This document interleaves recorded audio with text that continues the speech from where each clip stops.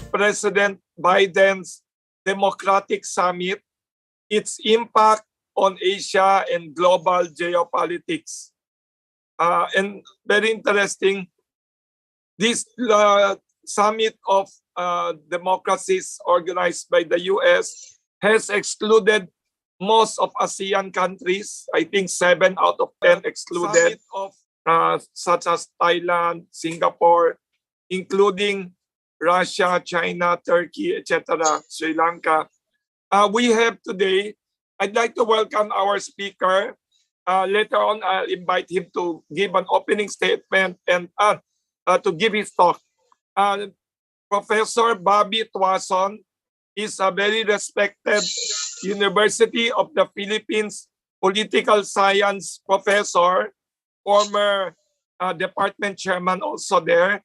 He is also more known as director for policy studies and analyst of the nationalist think tank called Center for People Empowerment in Governance, or CENPEG. Later on, after the talk of Professor Bobby Tuason, we'd like to invite 2 intellectuals to be reactors.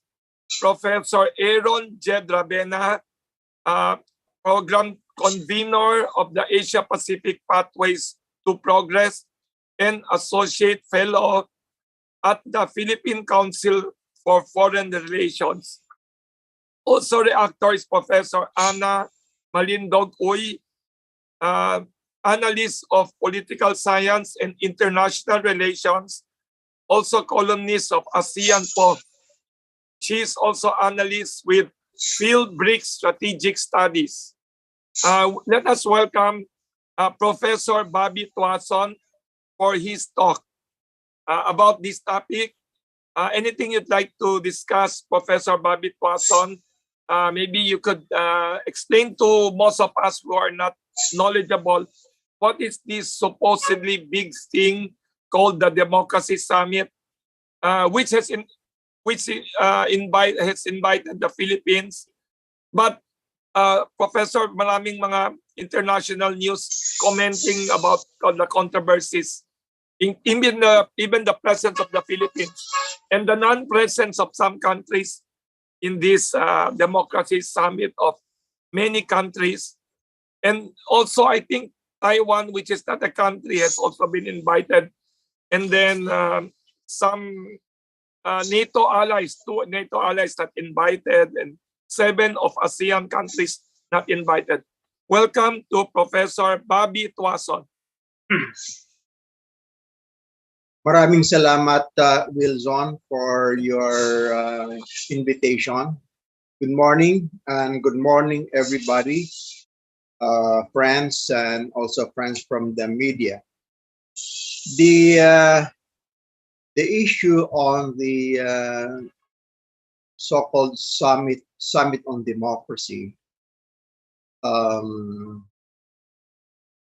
is a campaign pledge of Joe Biden. During the election campaign last year, he promised to convene some kind of a summit on democracy. In relation to that, he also said that under his administration, the US will be back at the head of the table, meaning to say the US will once again take the leadership, the global leadership of the world order under international laws or rules dictated by the US. And he also said that he promised to consolidate the alliance system of the US in the light of the rise of China and also of the US. So these are the objectives of this summit on democracy. Now, on the other hand, the interesting question is, why the US? Why is the US hosting this summit? And why of all countries is the US hosting this summit when the US may not be exactly the model on democracy or model for democracy. I describe and I agree with many scholars and analysts that the US is not a democracy but is a plutocracy. It is a plutocracy. I'm referring to a statement made by the distinguished Asian scholar Mabubani. Uh, Mabubani. And plutocracy, of course, simply means ruled by the richest people, for the richest people. Or, in the words of Mabubani, uh, ruled by the rule of the 1%, by the 1%, for the 1% in the United States of America. So that's how the US is, I would agree, more accurately described as a plutocracy rather than a democracy. And that is enriched and enriched further by distinguished scholars from Princeton University and also Harvard University. In a recent study by Princeton University, that study says that the US is actually ruled by the economic elites that represent business interests who have a significantly greater impact on US government policy more than the average American. So itong economic elite na ito are so powerful and influential, and many of them are in fact in the Biden administration. Many of them, in fact, belong to the so-called military-industrial complex, who dictate, design the American policy, particularly on foreign policy and international affairs. So that's one point. The second point, coming from the Harvard study, dictate, which says that in their recent survey of young Americans, the American youth, 52% of them, majority of them, believe that the U.S. democracy is quote unquote failing. It is failing and quote unquote in trouble.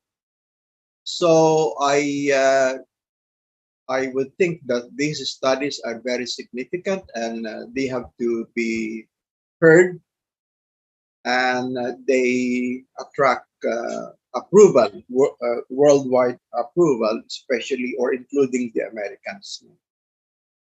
So that's another point. Now, I would like to share some questions and see whether the Americans really qualify on many points. Does U.S. democracy, for instance, improve people's well-being or instead increase their suffering? You know that the American economy is on a decline already, and there is an unprecedented degree of unemployment. The economic state of the economy in the U.S. is far worse than the Great Depression of 1923 up to 1940. Far worse than that depression period. Another question is, does it protect human rights or violate them? Of course, this is something that many of us can answer. Human rights violations are always mouthed by the U.S. They, for instance, blame China for violating human rights in Xinjiang, violating human rights in Tibet, also in Hong Kong, and but of course this had been already been amply unmasked as mythical, as myth, pure myth, and fabricated questions meant to humiliate and embarrass China.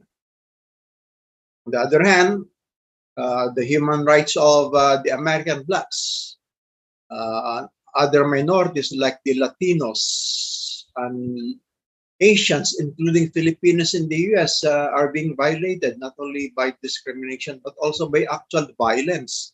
So there have been actual physical attacks against the Asians themselves. Does it prevent unity or lead to division? Does it bring development and prosperity or lead to system failure? Will it maintain world peace and development or undermine international order? You know, there have been surveys, including surveys conducted by the reputable Pew Research Center, that show that many peoples in the world consider the U.S. as the biggest global threat to security. It is the biggest global threat to security. And that is, of course, explained by the fact that the US has been involved in too many wars, 70 wars since the 1940s, and aggressions, wars of aggression from Vietnam, including the Philippines in Mindanao, in the guise of fighting terrorism. Remember the wars against Iraq and the war against Afghanistan, where they spent something like $3 trillion for 20 years since 2002 for nothing, only to bring cost, plunder, uh, damage, poverty, and other problems, not to the Afghan people. Now they are asking, the Afghanistan government is asking the U.S. to return the $10 billion, if I'm not mistaken, that the Americans froze as a punishment for to the Afghan government. And to summarize the answers, those answers, the U.S. is today utterly divided by racism, white superiority, attacks on Asians, and don't forget, almost daily shootings against innocent people, including children. Now, what finally are the implications of what I've been talking about? The US is weaponizing actually democracy as a means of pressuring countries, including its allies, to align themselves with the US against China and against Russia. So, in fact, the Americans have embarked on a new Cold War against China. And this is a means of consolidating their alliance system, but I don't know how many of those invited countries favor such alliance against China, considering the fact that China is their major trading partner, globally speaking. So they want to drop the advantage that they have by having friendly economic ties with China and agree with the US to go to war against China. Concluding point, why did Biden invite Taiwan, since Taiwan is not a state? And there are questions already whether it is really a democratic state or not. And finally, why did it exclude Singapore of all countries? Singapore used to be, still is a close military, maintains close military cooperation with the US, allowing American ships to dock at its port. Why all of a sudden Singapore was not invited? Are there new recent geopolitical reasons for not inviting Singapore? So that's all I can say, Wilson. And of course, I would like to hear the reaction of our two distinguished reactors. Thank you. Maraming salamat. Shie. Thank you very much to the very thought-provoking, very enlightening Always very educational analysis and talk of Professor Bobby Tuason, Director for Policy Studies and Analyst of CENPEG, Center for People Empowerment in Governance. Thank you very much. Very, very enlightening and thought-provoking. First, we'd like to invite Professor Aaron Jedravena for his reaction. He is program convener of the Asia Pacific Pathways to Progress, also associate fellow of the Philippine Council for Foreign Relations. Your reaction, Professor Aaron Jedravena. Sir Wilson, firstly, good morning po, and also to Sir Bobby and Miss Anna, and to everyone, magandang umaga po. So I'll react po to Sir Bobby's comments by making 3 points. Number one po is basically the context or the geopolitical context of this democracy summit by President Joe Biden. Second po is I'd like to talk about China's response to these sorts of democracy regimes of the United States. And third would be what's in it? What are the implications for the Philippines, of this democracy summit? So firstly po, sir, I think, right now I would subscribe to what Sir Bobby said about, we're in a sort of a new Cold War right now. Some people, some scholars, some analysts say that we're not in a new Cold War because the economies of the Chinese and the American economies are more interdependent.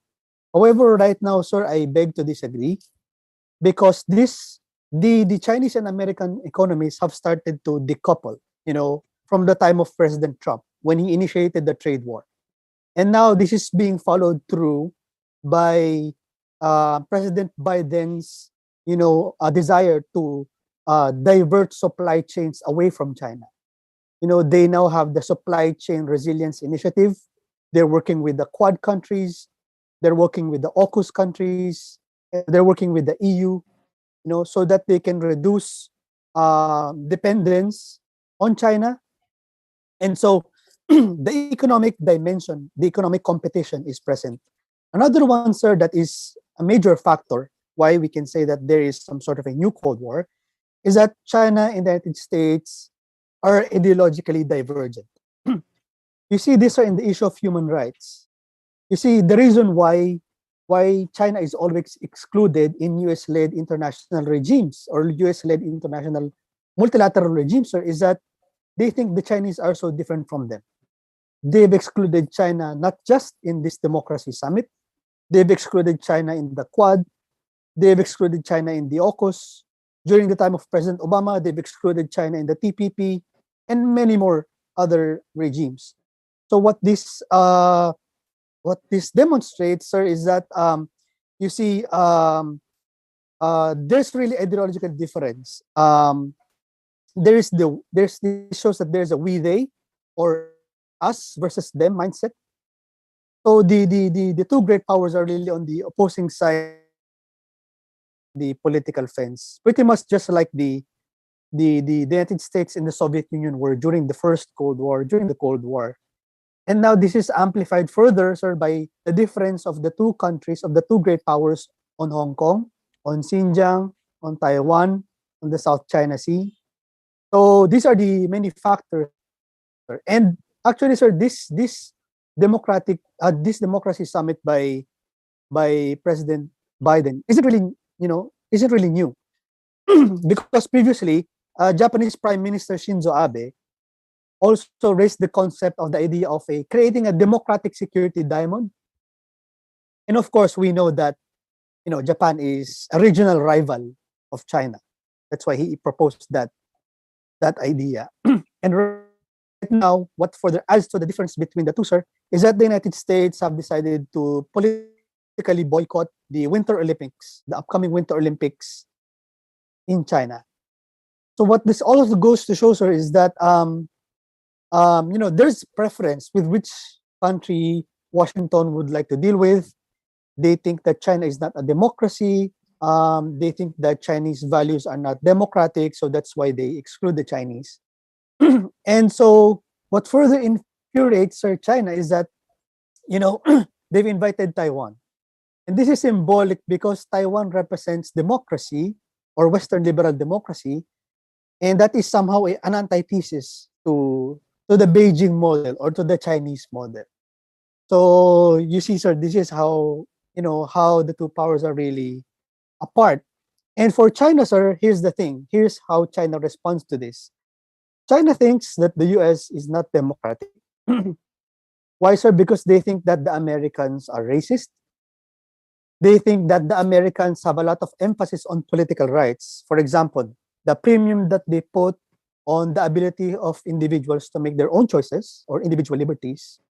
While China, for its part, so recently they also conducted their own democracy summit. And it is where they touted socialist democracy with Chinese characteristics. And for the Chinese, actually, sir, they put a lot of importance on socioeconomic rights. Like how prosperous are the people right now?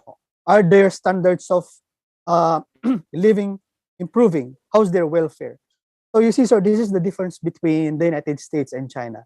There's in terms of defining what democracy is.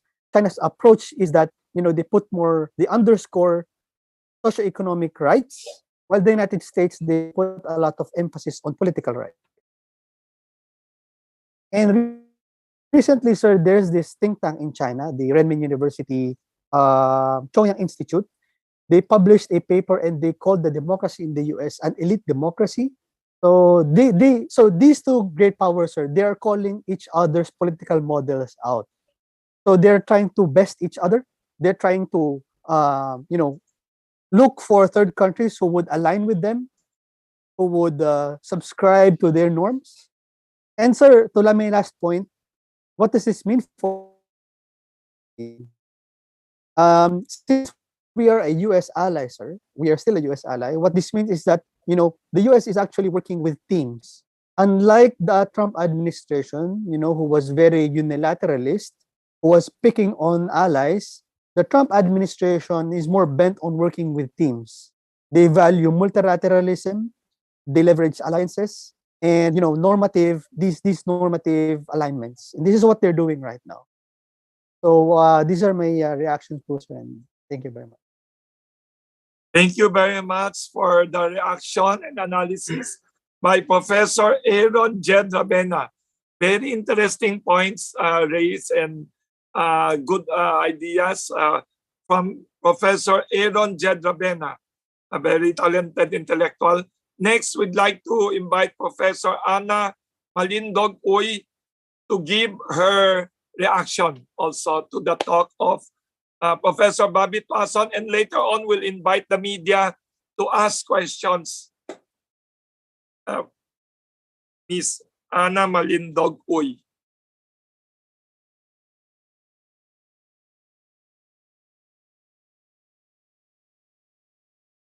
Okay, I just sorry, I unmute myself. Okay. Yes. Thank you, Wilson, and thank you for inviting me to this forum. Friends and colleagues, to our media friends, to Professor Ravena, and even to Professor Bobby Tuazon, ladies and gentlemen, a pleasant morning to all. Actually, my initial reaction and contention to this US-led Summit for Democracy was, for me, the same with Professor Ravena, and also I agree actually on many points with both of them, is another geopolitical initiative or move on the part of the US to isolate again and counter countries like China, Russia, and similar countries or the likes. No, the so-called Summit for Democracy is, for me, the way I see it, is again a tactic that has been played by the US since the Cold War, attempting to isolate and counter China, China being the rising alternative power in the world right now, and even Russia and other countries which are not anymore as subservient to the US as before, employing division along ideological lines. It's like a salami tactic, as many political analysts or geopolitical analysts would call it. So it's like forming alliances against two certain countries like China and Russia. And again, like the Quad and also like AUKUS, this US Democracy Summit is much more a compulsion of realpolitik in contemporary times, with China being identified, and it's been in papers, no, and it's even based on their security. I've read some US documents really identifying China as a threat to the hegemonic standing in Asia and the world. And it's much more that rather than it's all about democracy and democratic values. That's how I see it. No, it seems that this democracy summit, to a certain extent, probably is like a mechanism that the US is employing at the moment to facilitate loyalty check among countries it considers allies since the Second World War.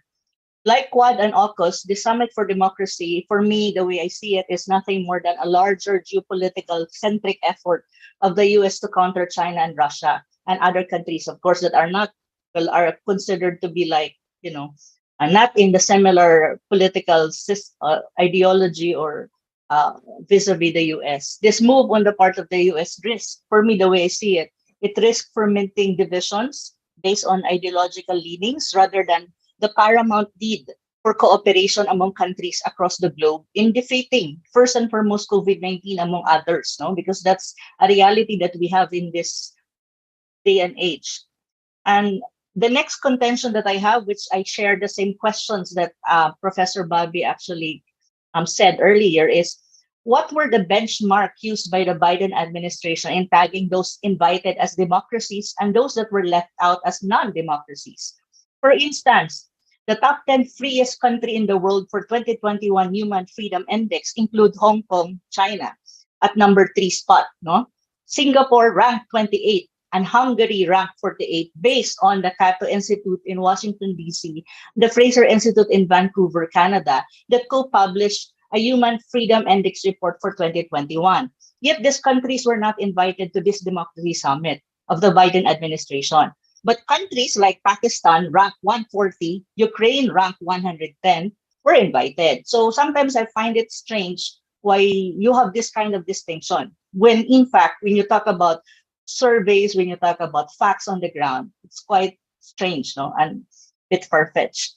Another contention that I actually asked and also wrote in my article that was published in ASEAN Post on this issue is if indeed the US has the moral ascendancy and the credibility to actually classify and catalog which countries are democratic, thus invited to the summit, and which are not, hence not invited, given that its own brand of democracy, which is we all know is liberal democracy, seems to be failing. And the US, according to some report, is even being classified or coined as a declining and a backsliding democracy. That's even my question. Take note, the US was recently listed among backsliding democracy, and a report released by Stockholm-based International Institute for Democracy and Electoral Assistance, or IDEA, a think tank group that watches and reports out rankings on governments around the world. According to this report of the IDEA, there's a decline in effective parliament and a decline in freedom of expression and freedom of association and assembly in the US. The decline in civil liberties and checks on governments indicate that there are serious problems with the fundamentals of the US brand of democracy, which is liberal democracy. Likewise, take note, the latest United Nations Human Rights Report on the US reflects the general concern of the international community overcoming the continuing deterioration of human rights of minority groups in the US. The said report observed that it is becoming apparent that it is almost a tyranny of the majority where the minority rights to vote is being denied in many areas. Based on the said human rights report, there's a systemic discrimination against minority groups in the US, including on issues that have something to do with electoral rights, education, religion, criminal justice, hate crimes. There's also a lot of anti-Asian speech, Islamophobia, derogatory slurs against Latinos and even Asian. No, there were Asian hate crimes. No, especially during the time that the COVID-19 was up and there, and even until now, I think. No, anti-immigration xenophobia are really upswing. No, in the US most often than not. So these are contentions. No, why? I mean, in terms of the US really has the credibility and the moral ascendancy. Even in terms of perception index, which was mentioned already by Professor Bobby Tuason earlier. The 2021 Democracy Perception Index survey, which was commissioned by EU-based Alliance of Democracy Foundation, on a key question, if a country is a perceived threat to democracy, 44% saw the US influence as the biggest perceived threat to democracy. And actually 38% that of China only, which China is not claiming to be a liberal democracy in the very first place, no? And in the 2021 DPI survey also, 36% of Americans believe that there's not enough democracy in their country compared to 11% in China who say the same thing about democracy in their country. So you can see the difference, no? So no doubt, in terms of challenges to US liberal democracy, it's really deep. It seems that these days, its democratic norms are continuously being weakened and extremely rooted in extreme partisan polarization, which is beyond policy differences, but much more about existential conflict over race and culture. That's the way I see it, no?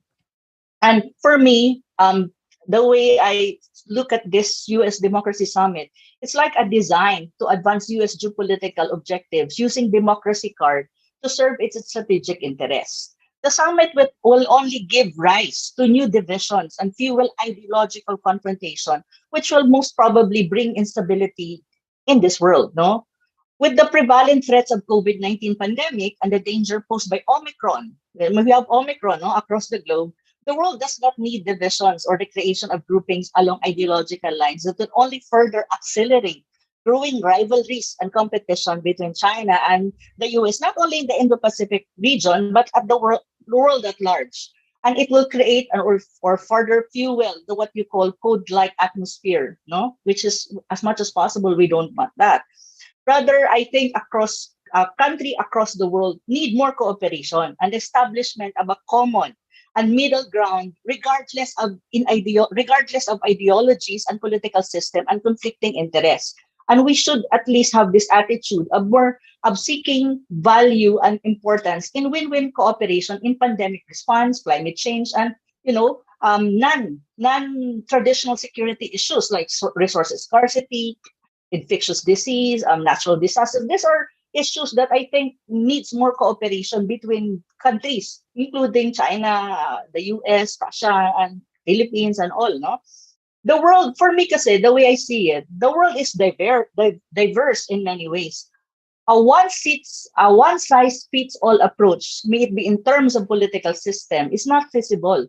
US propensity in trying to convert the whole world into a liberal democracy to mirror its own political system, the way I see it, is impractical and would only cause divisions and conflict across the world.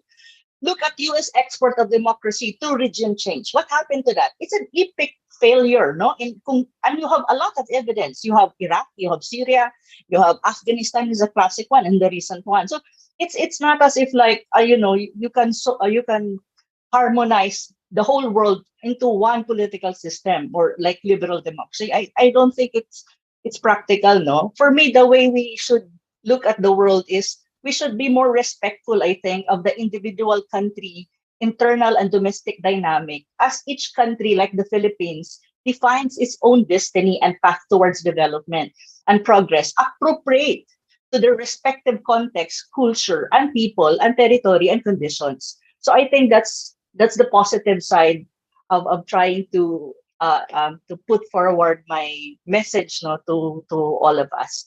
Thank you again, and good morning po. Thank you very much to Professor Ana Malindog-Uy and to Professor Aaron Jedrabena for reactions to the talk of Professor Bobby Tuason.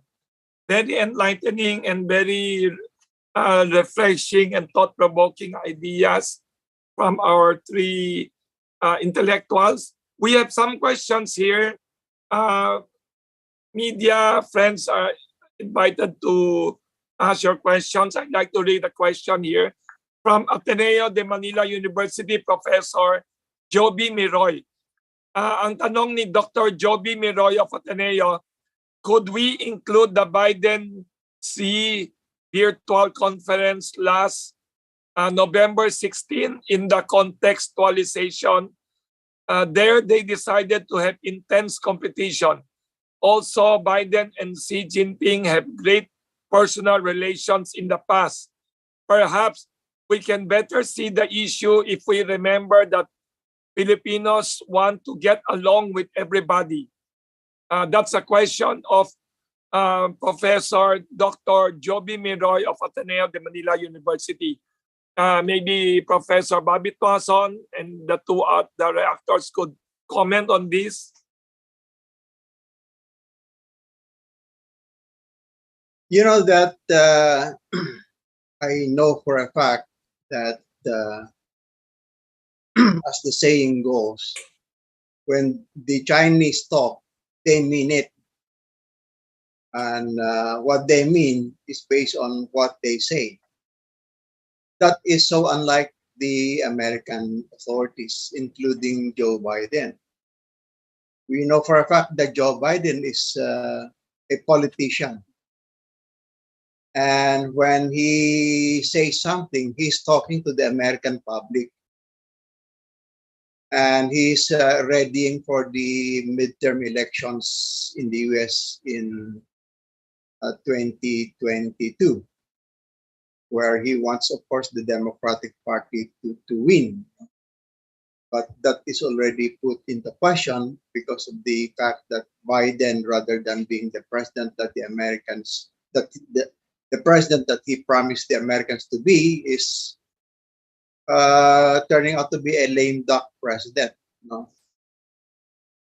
So I cannot put whatever words have been committed by Biden in his virtual summit with Xi Jinping, that he would fulfill those words. The only positive sign, if at all, is on the climate change cooperation. And both countries, China and the US, have already earmarked their targets to fulfill their commitments to the climate change treaty. But other than that, the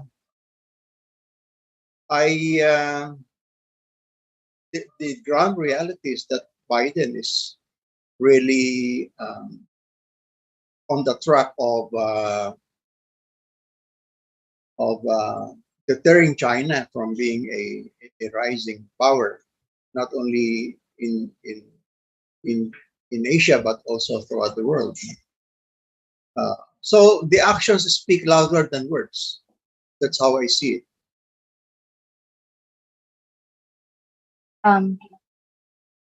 Okay. Yes, Professor. Yes.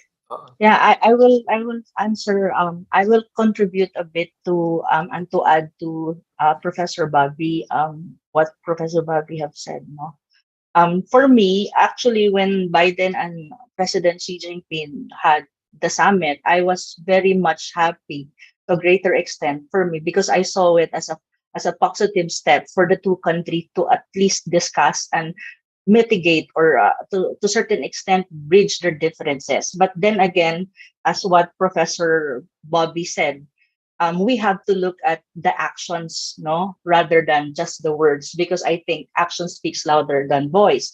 And I think, but it seems like America is much more tightening its competition with with China, given that even in the economic side, just recently there are additional sanctions being put forward by the US pagdating sa ekonomiya, and even some Chinese companies, especially the technological ones or the ITs, no, are again, there are these reports na magkakaroon na naman ng mga sanctions as against the Chinese company coming from the US. So it's like sometimes confusing, no? You've already talked, you've discussed your differences, and you understand each other, but yet when it comes to actions, it seems like not really reflective of what happened or what was pronounced in media. So for me, when I look at these things, I always look at the actions of countries rather than just the media projections or what's being spread in media. And another thing that I'm actually questioning as well is, like, for example, the Olympic summit, the Winter Olympics. No, I mean,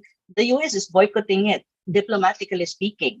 I mean, that's even a question for me. Why would you do that when you have already been, you're trying to mitigate differences, but yet your actions not speaks with those kind of pronouncements. So yun yung mahirap dito. And on the other hand, with regards to the Philippines, I think as a country, the way I see it is we should always base our actions on our core national interests and also the interest of the region. Because we're not an isolated country. We're not an isolated country in a sense because we belong to a region. And the first region that we belong to, the sub-region, is ASEAN. So what is the interest of ASEAN countries and what are core interests? We have to consider that. The way we interact and the way we relate with other countries like China and the US. And I think that's our basis. And as much as possible, I think we should always have a good relation with all countries at all, with China, with the US. But at the end of the day, we should look at our core interests. Like, for example, is it our core interest to be part of a conflict of these two or the rivalries of these two biggest countries in the world right now? Of course not. No, it will not be to our benefit. At the same time, do we really want to be like, in the middle of all this? And like another question is much more right now. I mean, the US is trying to negotiate for more military bases in the country, in the EDCA bases, and upper positioning of defense materials. Do we really think that these are our core interests? These are questions I think that our leaders and even Filipinos should reflect on. What is really our core interest? What is really those things that would benefit the country and would move us forward, especially economically, because we need economic development in this country. Poverty elevation is there. The widening between the rich and the poor is huge, no? And we have a pandemic that we're still trying to defeat. So these are questions, and I think these are issues that our leaders, when you talk about geopolitics, has to reflect. At the end of the day, I would always say that we should maintain a really genuine independent foreign policy where we are all friends to everyone. We deal with our conflict diplomatically, but we pursue development and progress. I think that's the best way forward for this country. Thank you. Thank you again to the answers by Professor Bobby Tuason and Professor Ana Malindog-Uy, and to the question of Ateneo Professor Dr. Joby Miroy. Next, I'd like to invite Ms. Cristel Austria of Sunshine News, SMNI, to please ask her question. Ms. Cristel Austria of SMNI News, Sunshine News. Can I add one yes, short Professor point, Wilson? Yes. Yes. Actually, the American foreign policy is greatly divided. American foreign policy is greatly divided, even at the cabinet level. The more aggressive policy makers are the so-called neocons, represented by Blinken and also by the Defense Secretary of Biden. These are the ones who are upbeat, who are influential. And I don't know how Biden is able to balance, but it looks like the way he is acting, it looks like the neocons are on the winning side. Now, second point is that the military-industrial complex, which I mentioned earlier, has a very strong presence in the Biden cabinet. They are scoring points. They cannot actually, they have lost their capability to assert any economic influence already because America has lost its economy. So the only option left for the Americans is to become more assertive militarily. You can see that in South China Sea. You can see that in the AUKUS. You can see that in the restoration or reactivation of the Quad alliance. Yeah, thank you, Wilson. Thank you very much, Professor Bobby Tuason, for your answers. We have Ms. Cristel Austria of SMNI News, Sunshine News, to please ask her questions. Yes po. Good morning, everyone. Yes. Sir Bobby, Sir Aaron, Ma'am Ana. Yeah. Do you have an idea what's the approach of United States regarding South China Sea conflict? Also, its impact to Philippines, knowing that President Duterte is not that dependent to United States po.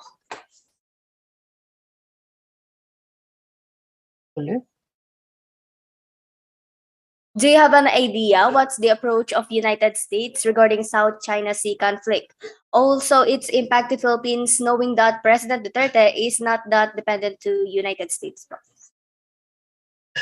Maybe Jed can answer that. Yes. Uh, Professor Aaron okay po. Jed Rabena.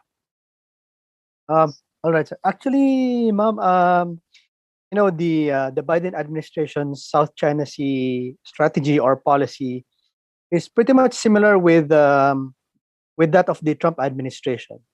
They continue to do freedom of navigation operations in the South China Sea. They continue to conduct military exercises with the relevant stakeholders in the South China Sea. And I think what's more different right now is that we have seen the presence of European countries coming into the area. And this is now converging with U.S. interests um, in the South China Sea. So we see some convergence here. Yeah, as I said earlier, po, that the U.S. is bent on working with teams, with partnerships, with alliances, unlike the Trump administration. So I think that is at the core of their foreign policy strategy, po. Okay. Just to respond quickly to the question of our um, one of our media friends is I think when you talk about approach of the US to South China Sea, no, or to South China Sea issue, which is it's much more about territorial and maritime issue. I think it's not isolated with the US so-called US Indo-Pacific strategy. And what is the core of that? I think the US, I mean, I don't know if our guests, our other friends here is so familiar about the Indo-Pacific, US Indo-Pacific strategy, but it's still with it centered on countering China or the rise of China and the growing political influence of China in the Southeast Asian region, no, Southeast Asia, ASEAN region. And two of the core element of this Indo-Pacific strategy, which is basically extends to South China Sea, is what you call yung mention na kanina ni Professor Rabena, which is the freedom of navigation and this the so-called rule-based order, no, rule-based order. So to have this and to continue with this, and this has been propagated and been pronounced by not only by the Biden administration, even Trump and even the Obama administration. No, but let us not forget that this is not an isolated thing. This is still part of the U.S. Indo-Pacific strategy, which is the main concept is really to counter China because and to maintain U.S. strategic posturing in the Asia Pacific region. So that's how it is, no.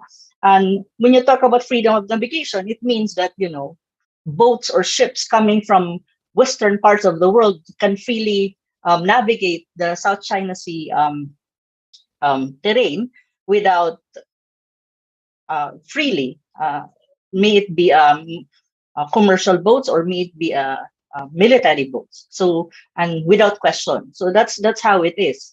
But of course, there are China has its own interest to protect because it's very much part of it's very near to Southeast Asia. It's a neighboring country, and I think it's much what China is doing there. If you really look at it in a geopolitical and military consideration, it's just trying, I think, to protect itself from any possible probably possible occurrences that would trigger military confrontation between China and the US. So that's why if you look at what is happening in South China Sea, it's not just a maritime conflict, it's not just a territorial issue, it's also a geopolitical military issue that we really have to widen our horizon and widen our mind in trying to analyze and even trying to position our country so that we'll not be in the middle of something which we don't want to be in as much as possible.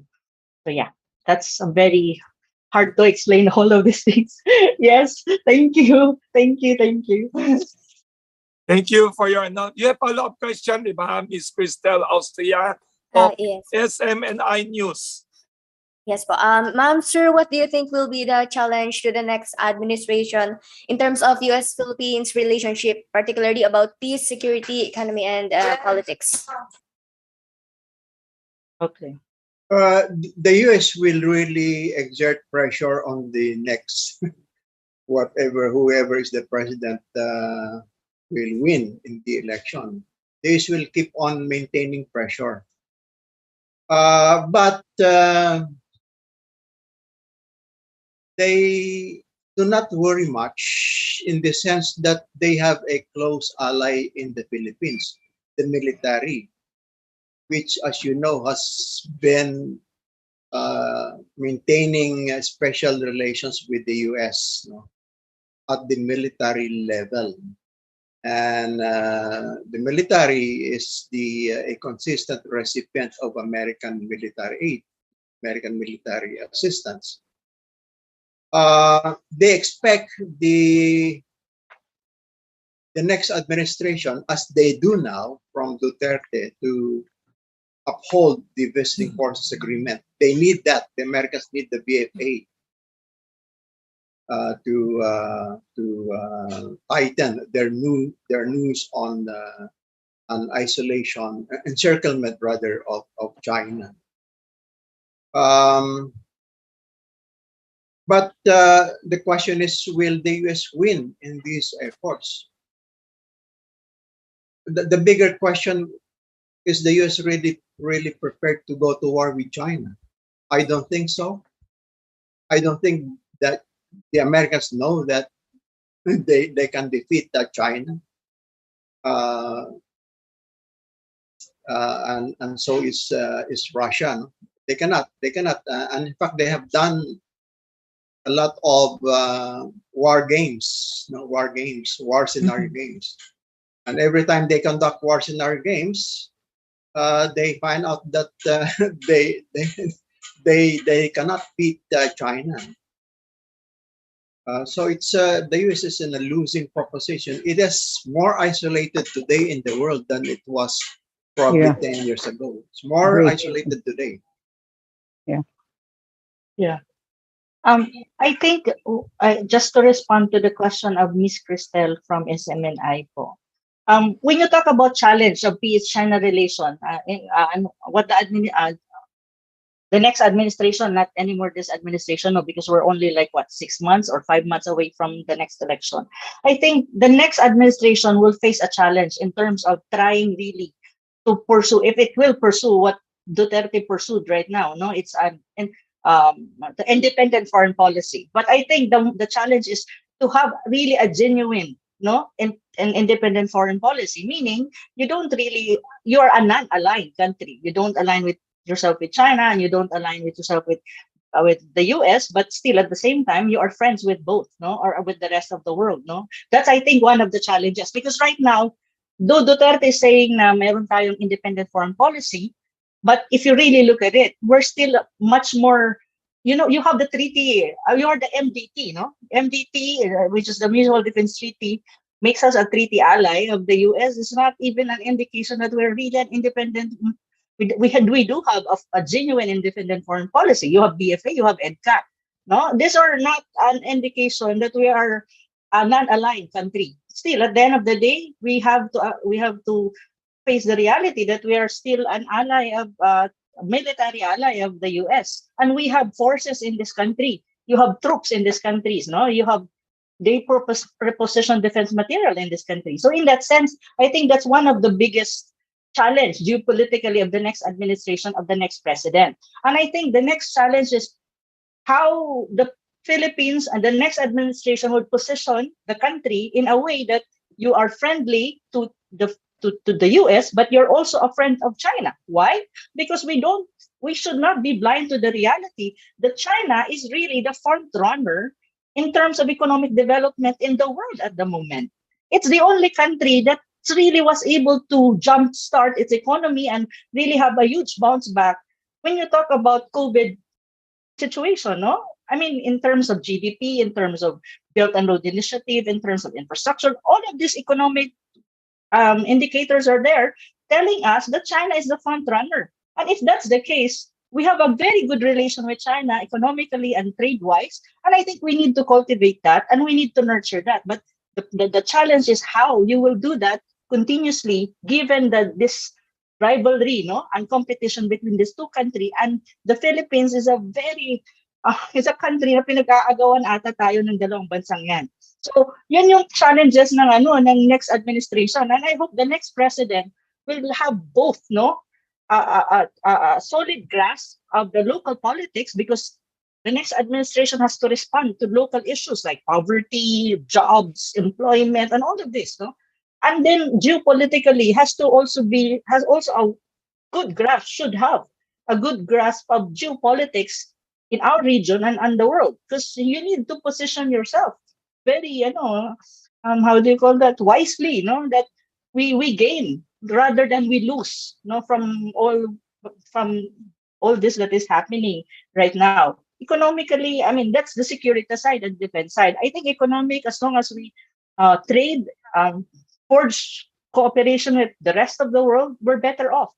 So I always have this principle as a political analyst, to always have this positive outlook, that it is our core interest to always be friends to everyone rather than have conflict with anyone, especially with the economic front runner of the world, which is China. No? We don't establish conflict, we establish cooperation. That's the way forward. Diplomacy is the way forward as well. So yeah. Thank you po. Thank you very much for the question of Ms. Christel Austrian, the questions from SMNI News. Before we go to the next question, I'd like to acknowledge the presence of many people here, but I'll mention only a few. Thank you for joining us, former Senator Nikki Coseteng, a nationalist leader. Also, acknowledge the presence of Professor Temi Rivera of SENPEG and UP, University of the Philippines.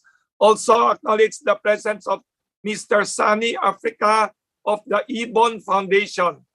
And also special mention to Professor Grace Hamon. She is now president of the Cebu Lapu-Lapu International College. She is also listening. She is former professor of political science at UP Diliman of Miss Ana Malindog Uy. Yes. And Yes. sabi And also ni certain. Yes, sabi ni Professor Grace Gorospe Hamon, sabi niya, congratulations for the very nuanced discussion we are hearing from all our speakers, Professor Bobby Tuason, Aaron Jed Rabena, and Ana Malindog Uy. I wish the recording of this will be made available to all our students. The recording will be sent to everyone. Can you please share your email address, chat box, or text me at the numbers? Sabi ni Professor Grace Gorospe Hamon, I agree 100% with what you have said, Ana, and sabi niya, it was like I was hearing, especially, I like what I'm hearing, especially on the issue of American predisposition to export its brand of liberal democracy. She also said, sabi ni Professor Hamon, appreciate Bobby and Aaron equally brilliant insights. Salamat po.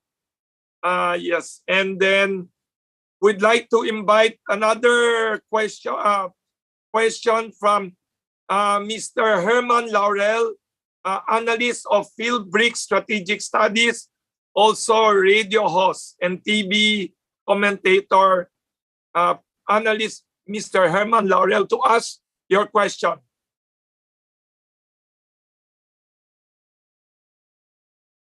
Mr. Herman Laurel. You'd like to ask your question, or I'll read your question?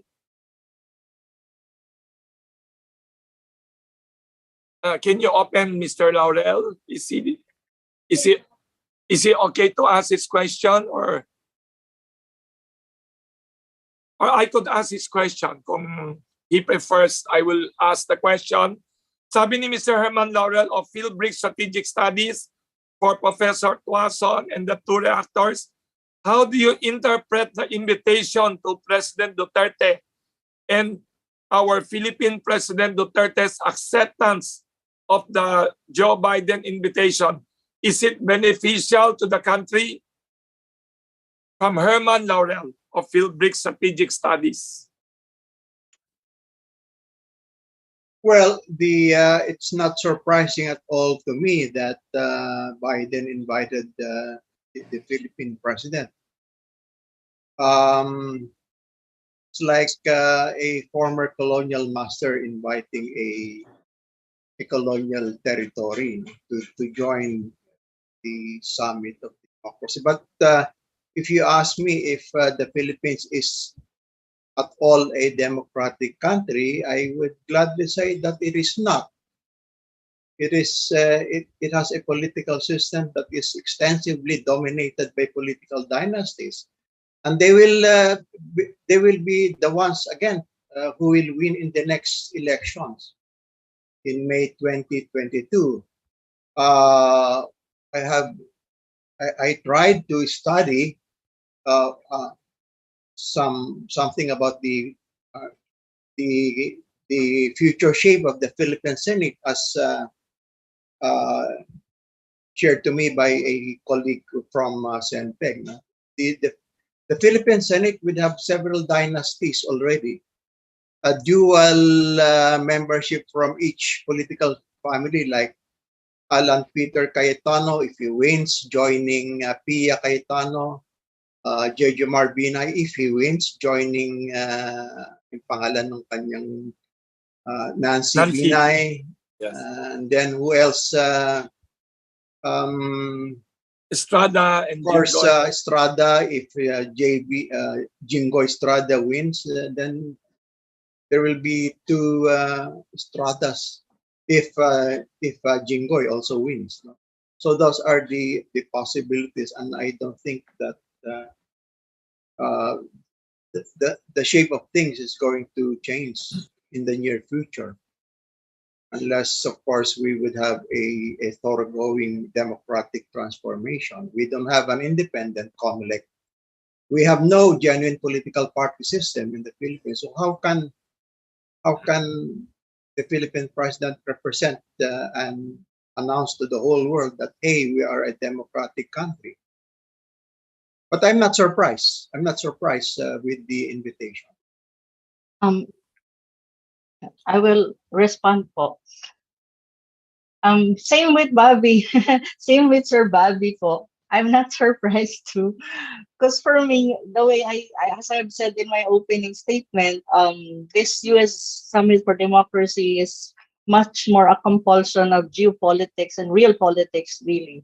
Look at, the U.S. Summit for Democracy has a desired list of invited countries, no, appear to be based, as I've said, in geopolitical consideration more than anything. That's the way I see it. For example, just our country, no, let's have an example, which is the Philippines. Despite the many instances that President Rodrigo Duterte has been coined and rapidly criticized by many in the U.S. and the West in general, no, and they even have this media hype like Duterte is a dictator, a human rights violator, a populist leader, with all the sanctions discharged by the U.S. government against Duterte administration. Look at what happened. The first 2 years, I think, or the first 3 years, hindi makapunta ng US si Senator Bato and the rest kasi nga dahil dun sa issue ng war on drugs, no? So those are just examples. In the name of human rights and freedom of speech, ang issue kay Ressa, no, Maria Ressa. So the Biden, pero ang tanong, why is it, no, the Biden administration listed the Philippines in the role of invited guest? Why is that? Of course, the obvious answer is precisely because the US sees the Philippines still as a crucial outpost of its strategic security projection in the Indo-Pacific region, given its strategic location geopolitically speaking, and not necessarily because the US genuinely appreciates the country as a truly democratic under a Duterte administration. The invitation, the way I see it, is much more a way of trying to snare the Philippines within the ambit of US influence away from its close and fruit-bearing relationship with China, while the U.S. negotiates, no, to establish and resume the construction of more U.S. military facilities and prepositioning of more U.S. military and defense assets in the Philippines EDCA bases. So that's much more the case. I don't have this illusion that we are being invited precisely because we're a genuine democracy. It's just more on geopolitical considerations. I think, and of course, I think the Philippines being respectful and probably being trying to have an understanding and friendly relation with the US, the logical expectation is for President Duterte to accept out of courtesy probably, but we don't know what will happen in that summit, and let's see how President Duterte and what will be the participation of our country in that summit. I don't have any value judgment at the moment in terms of President Duterte accepting the invitation because it's like a there's this parang force na kailangan mo i-accept to for to maintain equidistance even in that sense between China and the US. So yeah, that's much more my intervention in an answer to that question.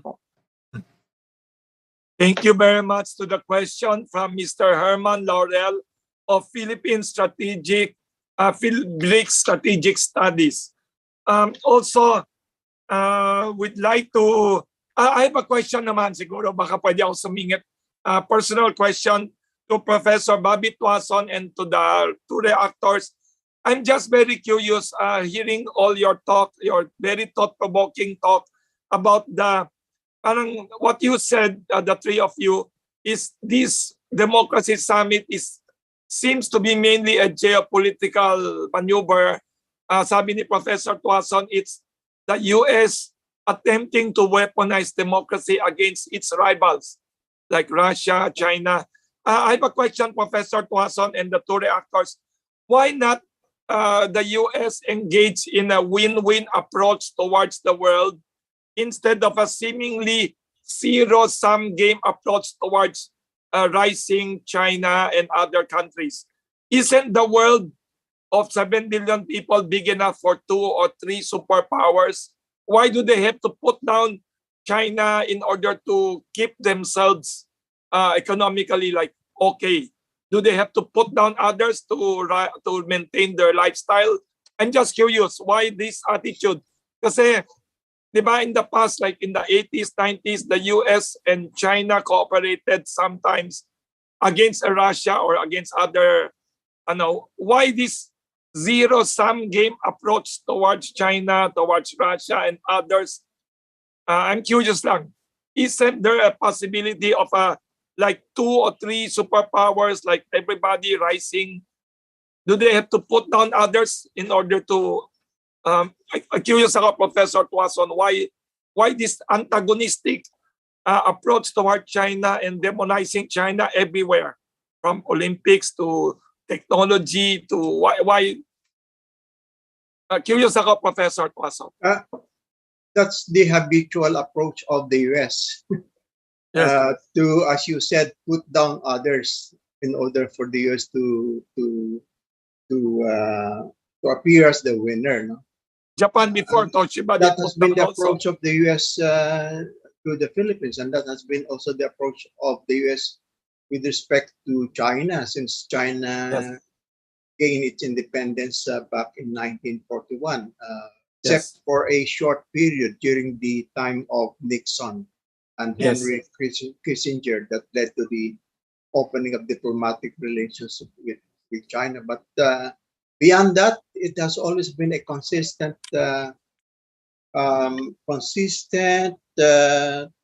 treacherous approach on the part of the US. And Biden himself, by the way, if you look at his political record, it is replete with militaristic policies. He, in fact, authored or rather endorsed the war that was going to be launched by by Bush Jr. against Afghanistan and also against Iraq. So coming from that record, nobody would be surprised at all why the U.S., as you said, keeps on doing that kind of approach. But in the end, of course, anybody who uses that approach, zero sum, will be the loser. Will be the loser. Zero sum approach is something that China is it does not see it as something new. And as I said earlier, in the remote possibility of any war breaking out between China and the US will lose. Weaponizing. I mean, talking for the sake of supporting his domestic political agenda to the American voters. That's how he believes that the Democratic Party will win the next midterm election next year. So that's how I look at it from that particular perspective. Thank you, Professor Tuason. The two reactors, would you like to give your Yes, opinion? po. Yes. Apo. For me, I mean, the way I see it po, and the way I look at things, I think the US is having a hard time. The way I see it po, no, it's having a hard time to come to terms and to come to the reality that right now the world, in terms of its international system and structure, is going towards a multipolar world rather from a unipolar world. Because in a unipolar world, it's still the supremacy of the US is there, the dominance of the US is there, because it's the most powerful countries. But now we're verging into a multipolar world where, you know, in North America you have the US being the dominant power. In Asia you have China as the dominant power, maybe India also as well, you know. So I think they are having a hard time coming to terms with this evolving reality. On the other hand, I also see that probably the US is also having a hard time contemplating and realize and accepting the fact that there's a possibility in the coming years that probably it's not the number one country, the most powerful country in the world anymore. Probably it will be at par with China. The two of them will be the most powerful country, or even China would surpass the US in many ways, no, in many terms, like like probably in terms of economy, maybe militarily speaking, we don't know, because it's things are evolving and realities are changing, no? Like, for example, in terms of the wealthiest country in the world is now the China, no? So that's a reality already. So I think the US is struggling to come to terms with these realities, and I think it will take a little bit of time.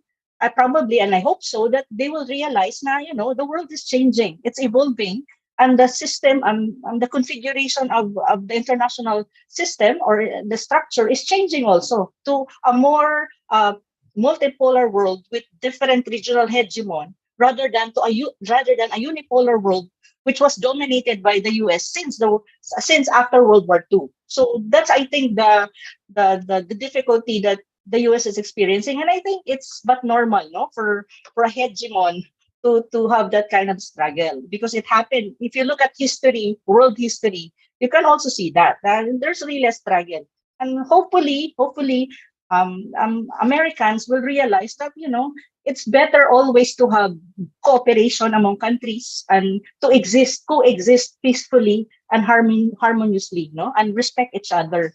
Our own system, our own culture, and our own context. But of course, we have to see that if that happens, no, that kind of peaceful and harmonious coexistence among different different countries from different regions who are hegemons in their respective regions. So let's see what will happen. Thank you, Paul. Sir Wilson, if I may. Yes, Professor With, Aaron yes, Jadabena, your reaction. Yes. Yeah. I think ito pong why zero sum, not positive sum. Yes, why puro I ganyan think, ang sir, attitude?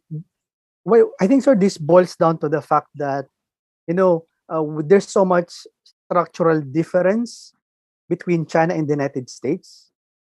For example, sir, both countries look differently, on the definition of human rights. The United States think that China's socialist market economy is not a legitimate economy, things like that.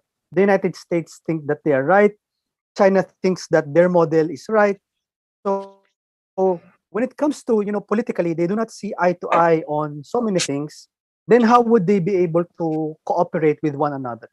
So at the heart of this, sir, is really, divergent political outlook, divergent political views, and political values. And so this now is, if they cannot settle these things, on the negotiating table, this would spill over. This would translate into critical or antagonistic policy actions, which would exacerbate the clash between the two countries. And sir, there is a Chinese proverb: no two tigers can occupy a mountain at the same time. And this brings us, sir, actually to how great powers behave in history. Um, this is why kaya nga po, sir, dito nagkaroon yung during World War One, World War Two, Napoleonic Wars, the incumbent hegemon, or the incumbent power always did not want to renounce its position vis-a-vis the rising power. The incumbent power has always felt threatened by the rise of a new power. And this is not just actually exclusive, sir, to the United States. And this is why Professor Graham Allison coined the word Thucydides trap, because ever since the time of Thucydides, this was already the behaviors of great powers, so that he was able to document. So this is really a challenge, sir, for both the US and China, which is why I think there was a question earlier. There was a virtual summit between President Xi and President Biden. I think both leaders, sir, want to manage the competition. I think they said that there has to be guardrails in the bilateral relationship. But the question, sir, sometimes is that what happens after the meeting? What policies will be formed or will be brought to the fore after that summit has ended? So that could create, more avenue for cooperation, or more doubt, more tensions, more friction. So these are my thoughts, sir. Thank you very much, Professor Aaron Jedrabena, Ana Malindog Uy, and Professor Bobby Tuason for your answers. Follow up to this question, Jean Marie is asking, the US likes to export its liberal democracy model. Sabi ni Jean Marie, is China exporting its own brand of democracy or its so-called socialism with Chinese characteristics? The question of Jean Marie. US likes to export. Maybe this is one of the sources of conflicts. Is China exporting its political model, its socio-political? If anybody could give maybe a brief answer to this, so we have additional. China doesn't export its socialist model. Yes. It doesn't. Historically, that's a fact, and it doesn't interfere in the internal affairs of other countries. And what for? If you export your own model, you will be doing the same. Yes. The same reaction as the US has had from many countries. In the first place, the liberal democracy model of this is a fake. It is a total failure. And all countries in the world are already developing their own set of systems or set of political system model. There's no such thing as one size fits all. Yes. Yes. And I don't know why the American authorities do not realize that. That's because the policy making of the American authorities has always been driven by the so-called realist policy. uh, influenced by the Thucydides trap, the same theory that China is trying to avoid, because otherwise it will really lead to armed conflict. No? On the other hand, as I was saying before, American foreign policy is divided because even if the neocons want to use a military approach to tighten their noose on China, it is divided in the sense that, on the other hand, the business community in the U.S., driven by the neoliberal theory, majority of them want to maintain economic cooperation with China. So it's within the American society. That's where you see the deepening division in American foreign policy, and that's not good for America. Thank you, Professor Thank you. Bobby Thank you for the Tuason. question. Thank you very much. In addition to what you just said very nicely, you said you're wondering why they insist on their one size fit all democracy model.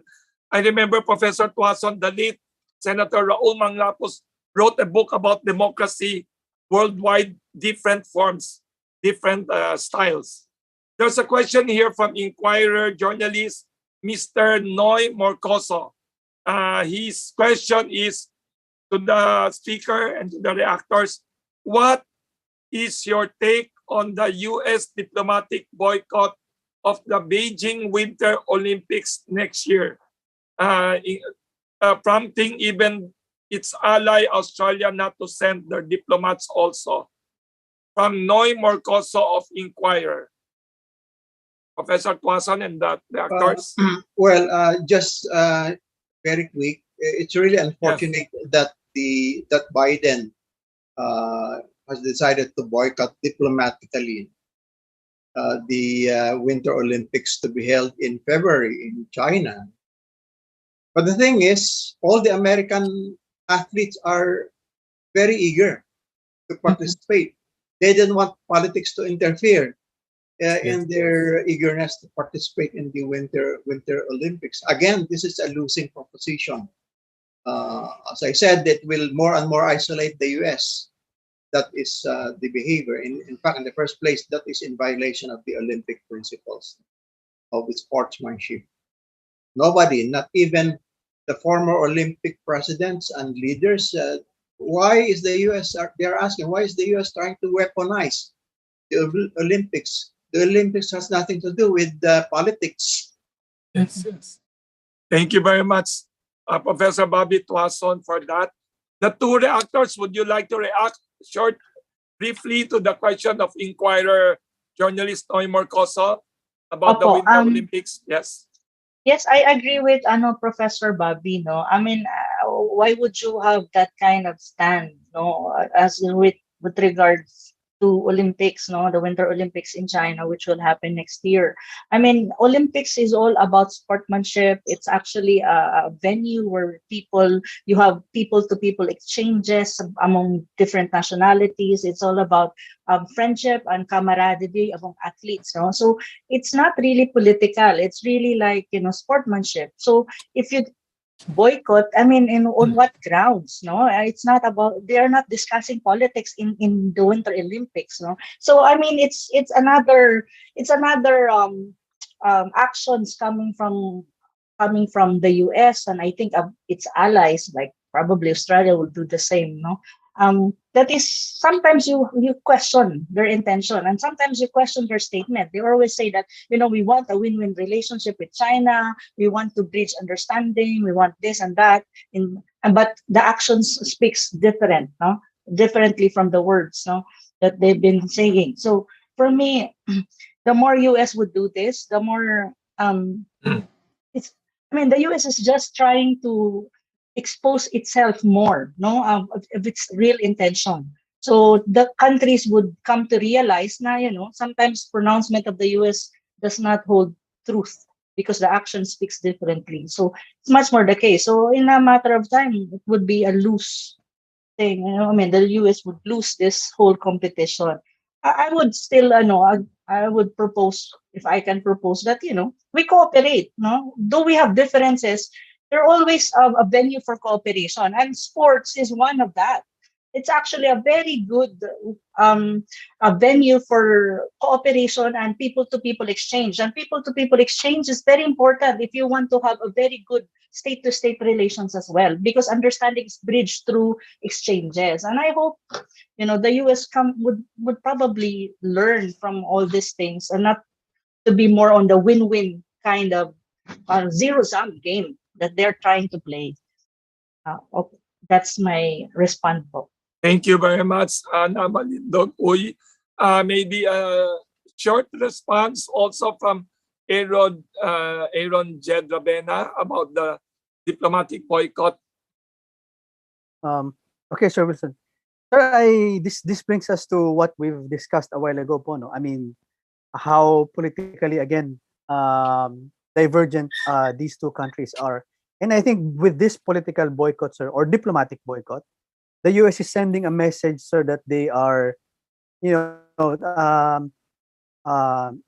dissatisfied or disgruntled with China on a range of issues, on Xinjiang, on Taiwan, on Hong Kong, and things like that.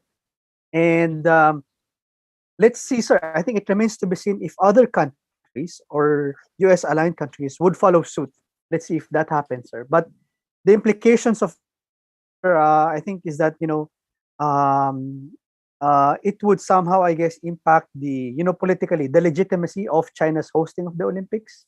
And of course, China was displeased when the United States declared the boycott.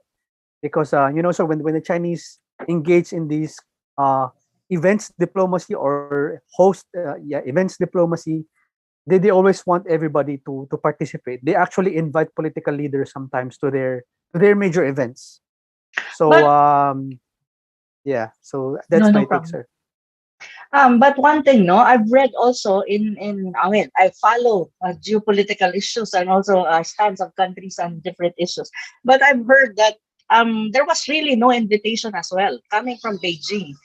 Yes, Beijing did not to invite politicians. politicians from the US to come to the Olympics. That's what I've read, no? So it Yes. seems like China does not really. It's not really an issue for China if there's a diplomatic boycott coming from the US, because they did not invite as well, no? They did not send The invitations politicians. to politicians. I think what China is trying to say is much more. This concerns more about the athletes being there to be able to compete and participate. I think that's much more the spirit of the Winter Olympics. So that's what I know based on my readings and based on my Yes. following on issues that is going around here in the country and of course internationally. Thank you very much. Baka short lang ako naman, short observation lang for Neumar Coso Inquirer. The diplomatic boycott comes now when the US just ended the war in Afghanistan. The last boycott of the Olympics was 1980 by Jimmy Carter against Russia because Russia at that time invaded Afghanistan. Ironically, this year, 20 years after the US invaded Afghanistan and had a war there, they're boycotting China Winter Olympics when China now is helping Afghanistan's economy rebuild.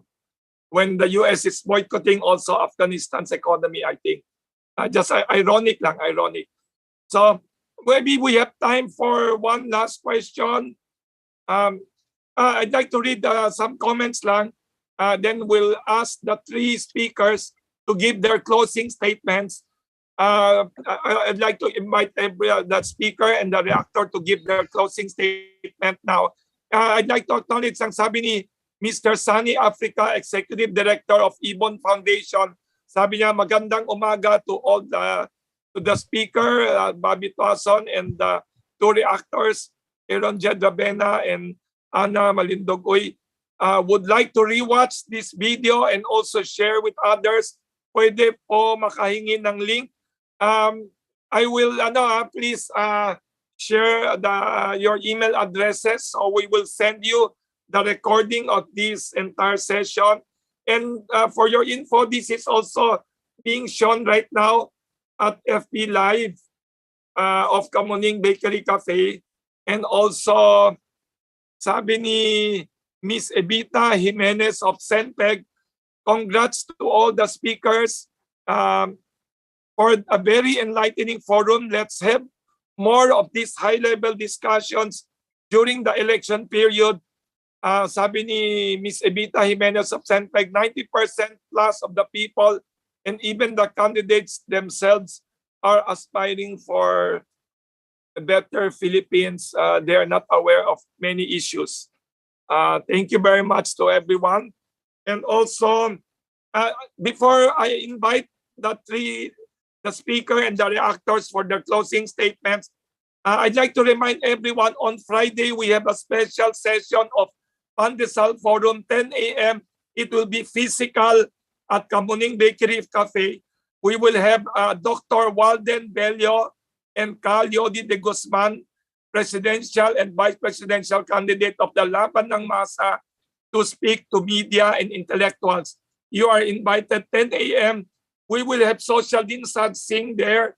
We also have 8.4 meter high ang ceiling, open air kasi yung walls niya are open. So it is a very safe venue. 10 a.m. Friday, Pandesal Forum with very unique speakers. So I'd like to invite closing statements. I will leave Professor Bobby last as the speaker. I'd like to invite ladies first, two reactors to give their closing statements today on the topic of the Democracy Summit. Ana Malindog-Uy, for your closing statement. Yes po.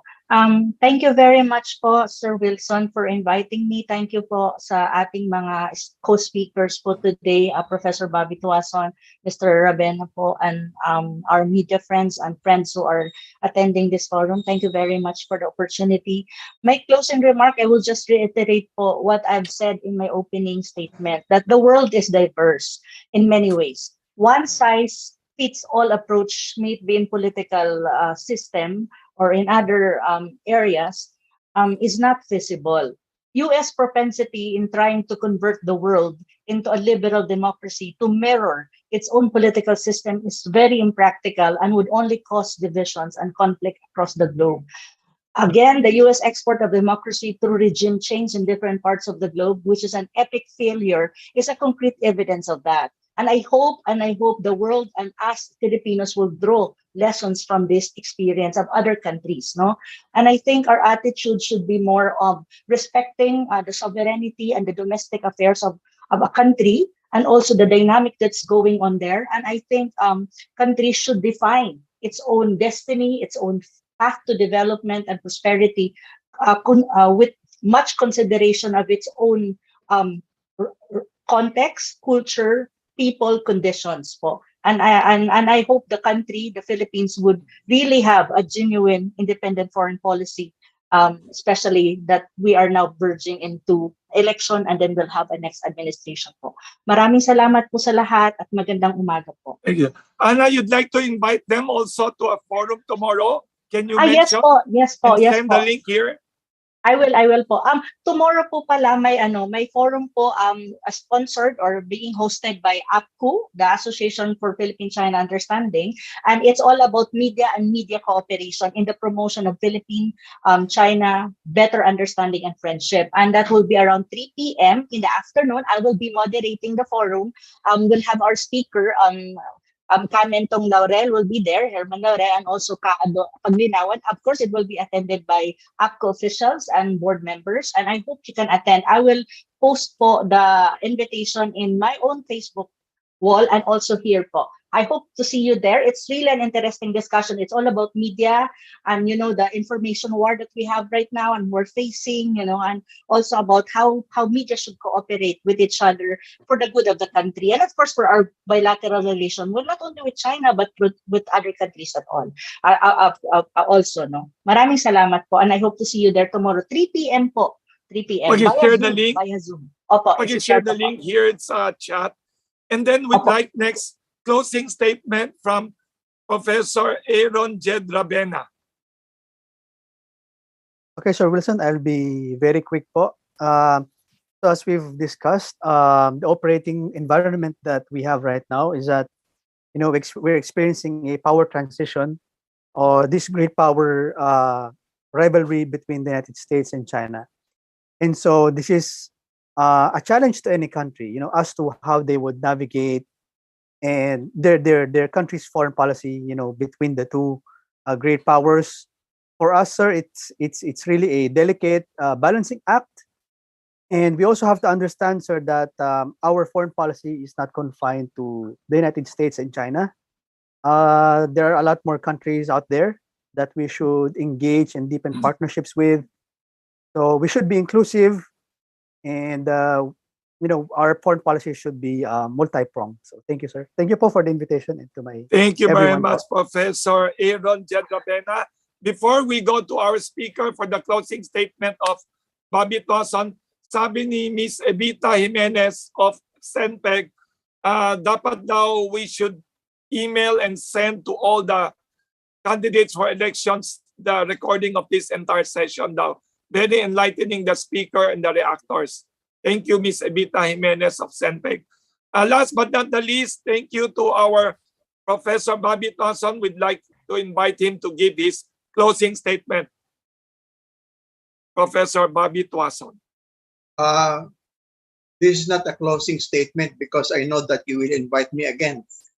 Yes, of course. But in any case, I would like to congratulate and thank Wilson Flores, the most prolific writer in the Philippines, one of the most prolific writers and columnists in the Philippines, for this invitation. It's very enlightening. Also on my part, I've learned a lot from the inputs of Anna and also from the inputs of my fraternity, Jed, a brother in the fraternity. I've been part of Pandesal Forum, and I would for about 3 years, either as invited speaker, resource person, or as reactor, or as investigator. And I can say with much confidence, Wilson, that your program is one of a kind in the Philippines, in the Philippine media. Thank you. It is most enlightening, most distinctive for the content of the talks. You try to be balanced, fighting the pros and the cons for the enlightenment of the media and also to the public. In closing, I think this there's hope. There's not an end game. I don't want to speak about end game with respect to geopolitical issues. There is hope in the U.S. because, of course, these politicians do not represent the American people themselves in the first place. And there are millions and millions of Americans who are more capable of governing the American society. So it's on them that I pin my own hope, a better future that the American people deserve. So on all that, I'd like to thank you again, Wilson, for this invitation. Thank you very much to the very talented and nationalistic analyst, intellectual, Professor Bobby Tuason. Actually, I'd like to give special thanks. It was you, Professor Bobby Tuason, and Professor Temi Rivera, who started the ball rolling for the Pandesal Forum with your 2 sessions of this discussion with the media in 1995. Professor Tuason, after your 2 talks, many politicians called up and came and talked. The VP Binay at that time, #1 in the surveys, and Bongbong Marcos at that time, 1995, declared he was running. It was because Wilson, of you, and Wilson, a special thanks to Senpeg. Wilson, it's not 1995. I Sorry, think it was only, sorry. It was only about 3 years ago. Yes. 2015, very good. Meron ka na rin senior moments. Ay, sorry. Hala, kulang sa tulog. Pero ang galing niya, Professor Tuason, it was you, Professor Bobby Tuason, and Professor Temi Rivera, who had 2 sessions analyzing the election that open. And then many politicians called me up, senators, vice president, even Bongbong Marcos announced at Kamuning Bakery Pandesal Forum he was running for BP at that time. That was September because of their 2 sessions. So you have to come back again, Professor Bobby Tuason and Professor Temi Rivera and your colleagues at the nationalist think tank CENTEG. And thank you once again. Yes.